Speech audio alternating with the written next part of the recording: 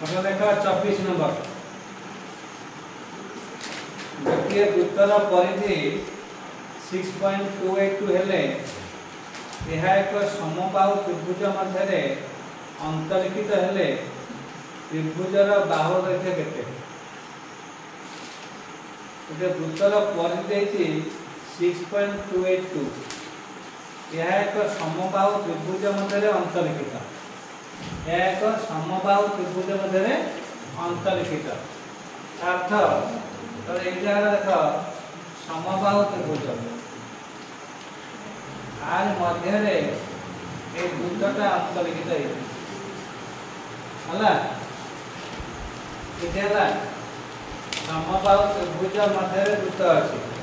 ये वृत्तर परिधि तुम अंतरिक्षित वृत्तर परिधि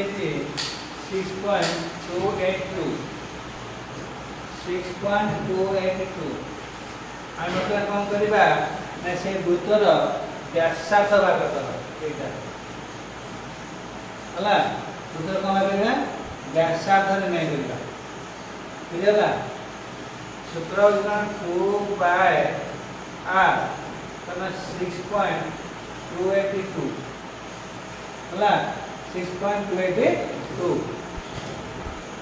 2 into पैर में देखिए 3.141 ठीक है r ये 6.282 है गुणित दियो केते है ये 6.282 r इक्वल टू 6.282 दुई गुणा ना 3.141 ने दुई गुण देले है 3.14 ने दुई गुण ले 6.282 है तो r केते है r equal to 6.282 divided by 6.282 equal to 1 है तारे जो अंतर्वृत्त थला है अंतर्वृत्तर व्यासार्ध जो आर्क लाइन स्मॉल आर ये आर्क होची 1 सेंटीमीटर आर्क होची 1 सेंटीमीटर देखो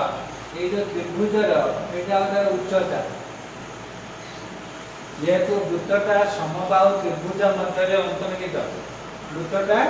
समबाहु त्रिभुज मध्य अंतर्लिखित होईची वृत्तर व्यासार्ध 3 गुण कौन जीवन समबाहु त्रिभुजर उच्चता कही पूर्व नथिब है 3 ओटी कहती यहाँ को ओ नौली यहाँ टी नौली 3 OT AT equal to 3 OT है समबाहु त्रिभुजर उच्चता होती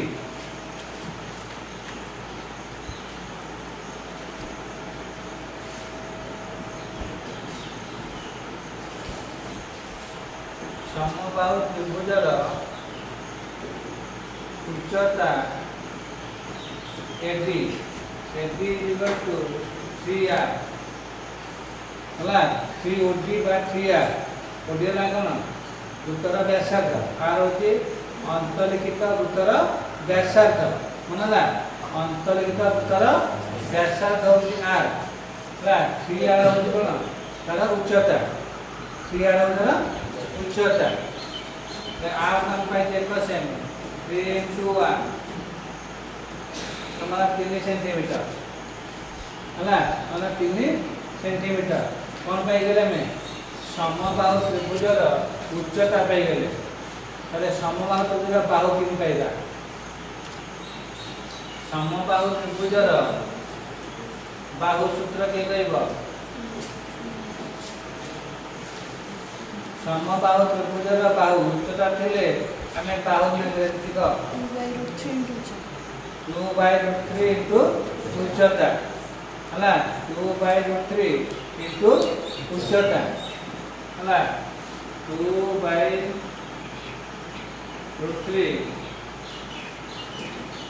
into उच्चता उच्चता 3